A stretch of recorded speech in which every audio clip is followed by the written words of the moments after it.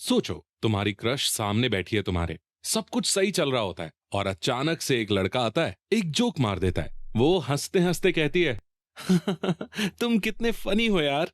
और अब तुम भी इंस्पायर्ड होके एक जोक मार देते हो और सब तुम्हें ऐसे देखते हैं जैसे तुमने क्लास में कॉन्सेंट्रेटेड HCl गिरा दिया हो। लेकिन टेंशन नहीं लेने का मेरे भाई, क्योंकि मैं हूं ना। आज मैं आपको सिखाऊंगा कैसे बनते हैं नेचुरली फनी, बिना फोर्स जोक्स के, बिना क्रिंज बनाए। और हाँ, कैसे करते हैं उसे इम्प्रेस हंसा हंसा के। तो वीडियो को एंड तक जरूर देखना, क्योंकि आज के वीडियो में 6 पावरफुल टिप्स मिलेंगे जो तुम्हें बना देंगे असली smile generator. So let's begin.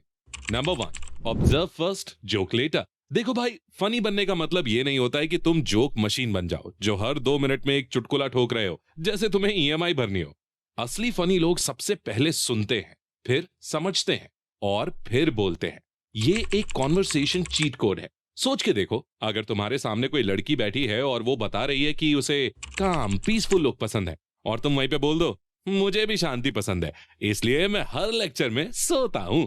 अगर उसका मूड मैच करे तो वो हंसी नहीं रोक पाएगी। लेकिन अगर उसे ऐसे जोक्स नहीं पसंद तो भाई तुम्हारे जोक से ना उसका मूड खराब हो जाएगा और तुम्हारा फ्यूचर भी। और हाँ, मैं खुद लड़का हूं, तो इस वीडियो में जो भी एग्जाम्पल, सिचुएशंस या क्रश वाली बातें होंगी ना, वो सब बॉयज के पर्सपेक्टिव से ही होंगी।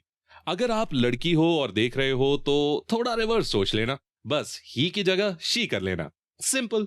हर लड़की का अपना यूनिक सेंस ऑफ ह्यूमर होता है। किसी को सार्काज्म पसंद होता है, किसी को होलसम जोक्स, किसी को रिलेटेबल मीम्स और किसी को डार्क जोक्स भी फनी लगते हैं। लेकिन जब तक तुम ऑब्जर्व नहीं करोगे तब तक तुम सही जोक मार ही नहीं पाओगे। अब उससे क्या पसंद है ये डायरेक्टली तो जाके पूछोगे नहीं। तो एक सिंपल ट्रिक है, बात करते वक्त थोड़ा ऑब्जर्वेशन मोड ऑन करो। जैसे कि जब भी बात कर रहे हो तो नोटिस करो कि वो किस पे हंसती थी, कौन से मीम शेयर करती है, कौन से पंच लाइन्स रिपीट करती है, क्या तुम्हारे जोक पे वो ये वाला इमोजी भेजती है या बस लिख के इग्नोर करती है। इससे तुम समझ जाओगे कि उसका सेंस ऑफ ह्यूमर क्या है। बस ओवर एनालाइज मत करना, वरना तुम FBI बन जाओगे, लवर नहीं। Number 2, self deprecating jokes. मतलब थोड़ा मजाक खुद का, लेकिन बिना अपने कैरेक्टर की बैंड बजाए। सेल्फ डेप्रिकेटिंग का मतलब ये नहीं कि तुम बोल दो यार मैं तो लूजर हूं, मुझे तो कोई देखता भी नहीं। भाई ये जोक नहीं, डिप्रेशन लगता है। इससे वो लड़की हंसने के बजाय सैड बैकग्राउंड म्यूजिक ढूंढने लगेगी। Instead use clever light hearted lines जो रिलेटेबल भी हो और तुम्हें कूल येट रियल दिखाएं। जैसे, यार मैं तो इतना अनलकी हूं ना कि अगर मैं गूगल पे लक भी सर्च करूं तो रिजल्ट आता है did you mean duck. Simple, innocent और स्मार्टली फनी।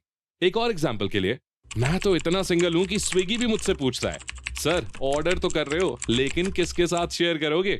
ये लाइन सुनते ही सामने वाले को हंसी भी आएगी और एक थॉट भी, okay, he doesn't fake coolness, that's nice.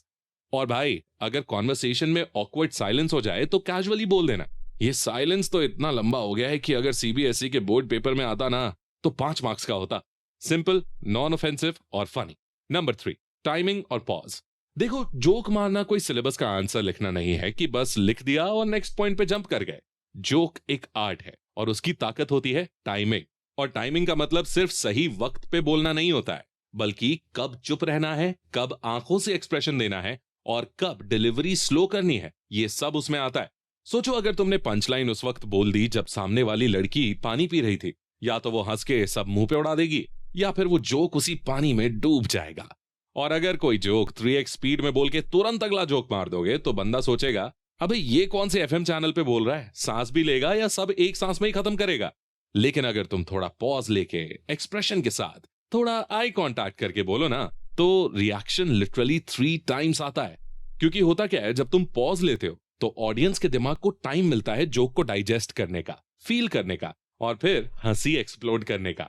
Comedians जैसे जाकिर खान या बस्सी पॉज का यूज इसीलिए करते हैं क्योंकि हर जोक बोलने से ज्यादा जरूरी होता है उसे लैंड करना। और कभी कभी तो पॉज ही पंचलाइन बन जाता है। अगर वीडियो पसंद आ रहा है तो कमेंट बॉक्स में जाके लिखो कि तुमने रिसेंटली अपनी क्रश या फ्रेंड के सामने कौन सा जोक मारा था जो सच में हिट गया, या फिर ऐसा जोक जो तुमने मारा और सब चुप हो गए, जैसे जूम मीटिंग में नेटवर्क चला गया हो। मैं सबके कमेंट्स पढ़ने वाला हूं, सबसे फनी वाले को मेरी तरफ से एक हार्ट मिलेगा। तो अब आगे बढ़ते हैं। Number 4, use memes and trends smartly. देखो, आजकल के टाइम में अगर तुम फनी बनना चाहते हो तो मीम्स और ट्रेंड्स तुम्हारे बेस्ट फ्रेंड्स हैं। ये तुम्हारी कॉन्वर्सेशन का मसाला है। इनके बिना बात ऐसी लगती है जैसे बिना मसाले की मैगी। लेकिन हाँ, ध्यान रहे, हर मीम हर जगह नहीं चलता। Smart usage is the key.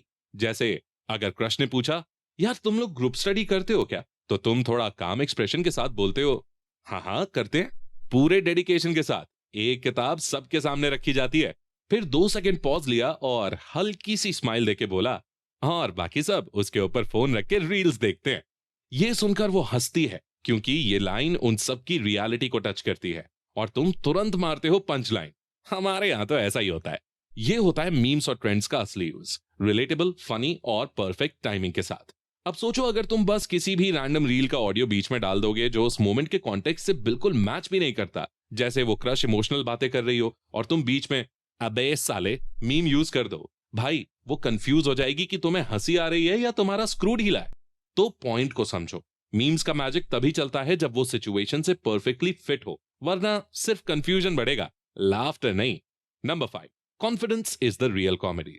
देखो भाई, चाहे तुम्हारा जोक वर्ल्ड क्लास हो या बस थोड़ा एवरेज, असली मैजिक तुम्हारी डिलीवरी में होता है। जब तुम कॉन्फिडेंस के साथ बोलते हो तो लोग ऑटोमेटिकली तुम्हारे जोक को फनी समझने लगते हैं। अब सोचो, अगर तुम नर्वस होके बेकार आवाज में या फिर क्विकली जोक सुनाओ, तो लोग हंसने की जगह शायद तुम पर दया करेंगे या कंफ्यूज हो जाएंगे। कॉन्फिडेंस से बोलने का मतलब है अपने आप पर भरोसा रखना, जैसे तुम्हारा जोक पक्का हिट होने ही वाला है। जब तुम बात कर रहे हो तो अपने शोल्डर्स को स्ट्रेट रखो, हल्की स्माइल दो और आंखों में वो स्पार्क चाहिए जो कहता हो, मैं कंफर्टेबल हूं और मजा आएगा। और एक प्रो टिप, जब तुम्हारी क्रश या जो भी सामने हो हंसती है, तो तुम भी हल्का सा स्माइल दे दो, पर ध्यान रहे ज्यादा एक्साइटेड ना हो जाना। मतलब ऐसा ना हो कि तुम्हारा चेहरा पंप हो जाए या फिर तुम चिल्ला दो। थोड़ा कूल रहना है, जिससे लगे कि तुम बस नेचुरली एंजॉय कर रहे हो बिना ज्यादा ओवर एक्टिंग के। इस कॉन्फिडेंस से तुम्हारा इंटायर वाइब चेंज हो जाता है, और यही होता है असली कॉमेडी का राज। जोक नहीं, तुम्हारे अंदाज में जान होती है। याद रखो, हंसी उस चीज से आती है जो नेचुरल लगे, ना कि फोर्स्ड। तो अपने आप पर भरोसा रखो और बाकी सब अपने आप सेट हो जाएगा। Number 6, don't over do it.